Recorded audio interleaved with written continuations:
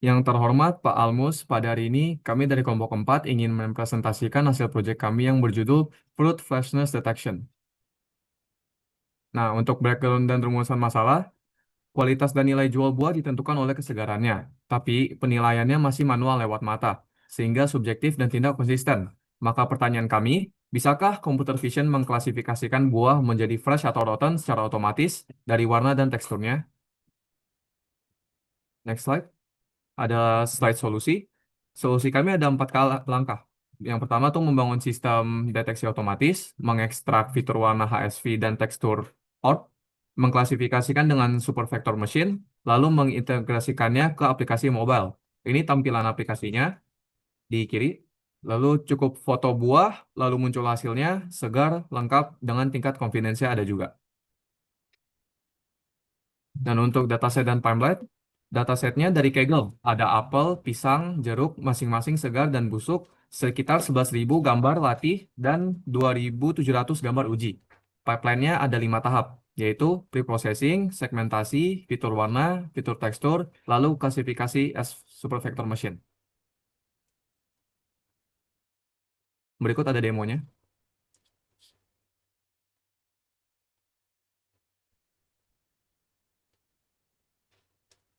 Oke, selanjutnya adalah demo coding ya. Di sel pertama ini cuma import library saja, seperti OpenCV untuk mengolah gambar, scikit-learn untuk model SVM, dan SKL2ONNX untuk mengekspor modelnya. Nah, selanjutnya ya, di sel 2 itu ada konfigurasi saja, di mana di semua gambar itu diseragamkan jadi 128 kali 108 pixel, dan kelas targetnya itu fresh atau rotten. Jadi cuma klasifikasi biner. Selanjutnya, sel ketiga itu ada eksplorasi dataset. Jadi datanya itu ada 6 folder, 3 jenis buah, dikali sama 2 kondisi. Labelnya ditentukan otomatis dari nama folder. Ada kata fresh itu jadi 0, kalau ada kata rotten itu jadi 1.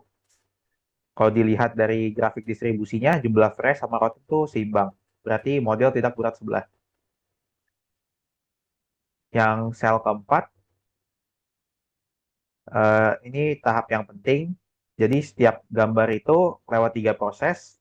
Yang pertama itu resize ke ukuran yang seragam, habis itu di Gaussian blur untuk redam noise kamera, lalu CLA-HE untuk memperjelas kontrasnya. Nah, CLA-HE kami itu diterapkan di ruang warna lab supaya kami itu bisa memperbaiki pencahayaan tanpa merusak warna buah. Karena warna itu adalah fitur utama kami. Setelah itu kami segmentasi, pisahkan buah dari background. Caranya itu di ruang HSV, background yang pucat atau saturasinya rendah, sedangkan warna buahnya itu pekat. Jadi kami ambil area buah lewat thresholding dan deteksi kontur terbesar. Kalau dilihat hasilnya, sisa yang terlihat itu hanya bagian buahnya aja, backgroundnya jadi hitam. Ini tuh penting supaya apa fitur aplikasi kita tuh cuma dari buahnya saja, nggak dari background atau apa yang di belakangnya. Oke, sel kelima itu jadi fitur warna HSV ya. Jadi dari area buah tadi kami ambil fitur warna pakai histogram HSV yang bakal ngitung sebaran warna buah menghasilkan 512 angka plus 3 angka warna rata-rata. Kenapa kita pakai HSV bukan RGB? Karena HSV itu memisahkan jenis warna dari pencahayaan. Jadi lebih tahan terhadap perbedaan lampu. Logikanya itu sederhana, cuman buah busuk itu warnanya pasti menggelap dan kecoklatan. Jadi pergeseran warna itulah yang ditangkap di histogram ini dan dipelajari sama modelnya. Oke, next setelah fitur warna tadi, kami juga ekstrak fitur tekstur dari buahnya menggunakan orb. Kita pilih orb karena dia lebih ringan dan cepat dibandingkan shift atau surf yang meskipun lebih berat tapi lebih robust.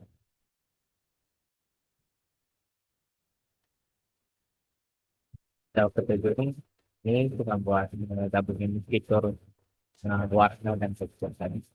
Lalu dijadikan vektor berisi 548 vektor tadi.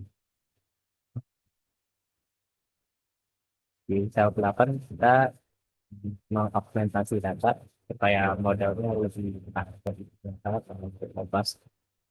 Tiap gambar kita perbanyak jadi 7 variasi beda kecerahan, rotasi, flip, dan noise.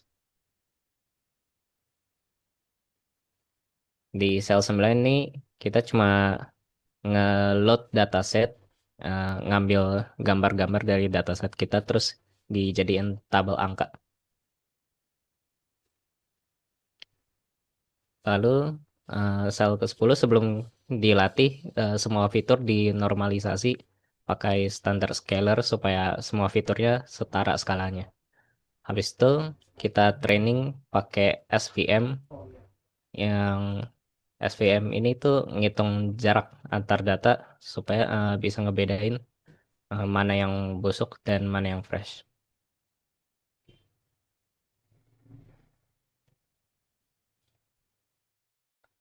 Oke, sekarang sel ke-11. Jadi setelah model sudah terlatih, scalar dan model kami kita gabung jadi satu lalu diekspor ke format ONNX. Inilah jembatan ke produknya. Jadi file ONNX ini akan dipakai di backend dan aplikasi Flutter-nya tadi untuk memprediksi tanpa perlu menginstal scikit-learn di aplikasi nantinya. Jadi kenapa kita pilih ONNX ya? Karena ini salah satu model yang bisa kita tanam di aplikasinya. Jadi kita nggak pakai H5. Kemudian di sel 12 ini ada evaluasi modelnya.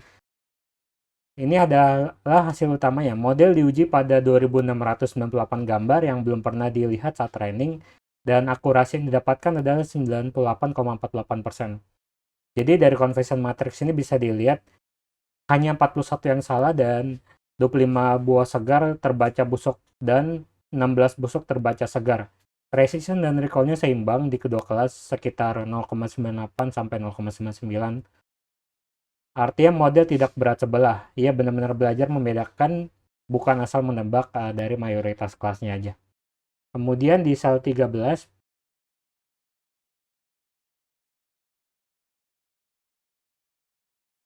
kita ada contoh prediksi singkatnya aja sih. Jadi di sini bukti visual pada gambar nyata.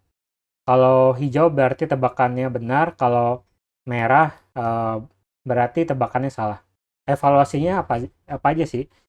Bisa dibilang kalau kita rangkum dari keseluruhan presentasinya tadi, akurasinya 98,48%, precision recall-nya seimbang, hanya 41 gambar dari 2698 gambar yang salah. Ini membuktikan fitur klasik sudah cukup akurat tanpa harus pakai deep learning. Sekarang kita lanjut ke demo aplikasinya aja. Sekarang udah ini tampilan live-nya dari HP, jadi bakal aku langsung demoin aja. Kalau misalkan dari HP, kita langsung buka app-nya. Di sini udah terhubung dengan backend-nya. Jadi backend-nya ini kita jalanin secara lokal biar gampang aja.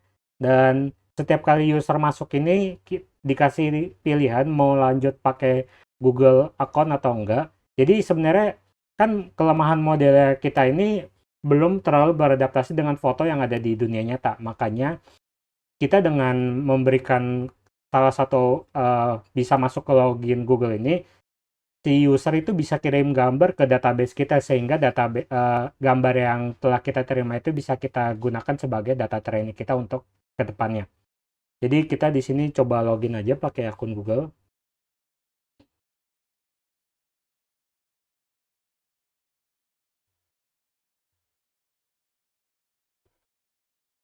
Nah, ini untuk tampilan utamanya. Jadi kita bisa pilih gambar dan kamera juga bisa.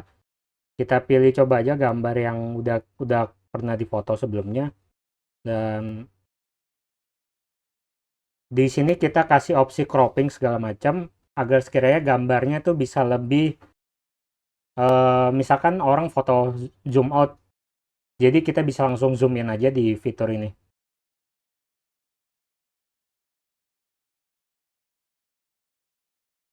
Nah, jadi di sini itu kita bisa di sini user bisa kirim gambar ya, nanti akan dikirim ke database ya.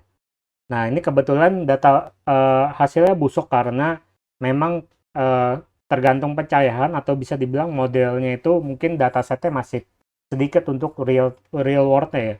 bisa dibilang mungkin baru sekitar puluhan gambar, makanya mungkin hasil deteksinya belum terlalu bagus. Kita coba gambar yang lain.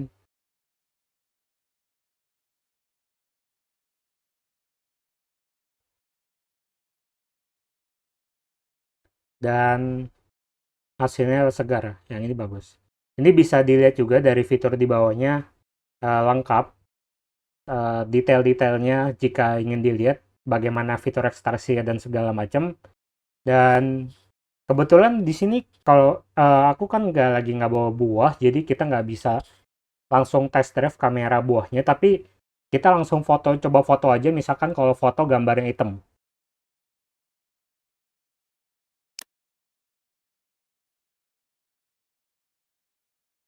Jadi di sini kita juga udah kasih semacam penanggulangan jika gambar yang nggak di foto ataupun di gambar yang nggak ada buah, kita bisa kasih semacam warning gitu kalau gambarnya nggak ada buah di gambar tersebut.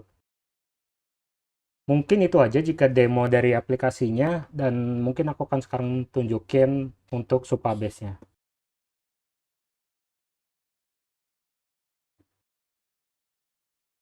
Dan gambarnya udah masuk ya, yang tadi sekitar, nah ini baru masuk nih.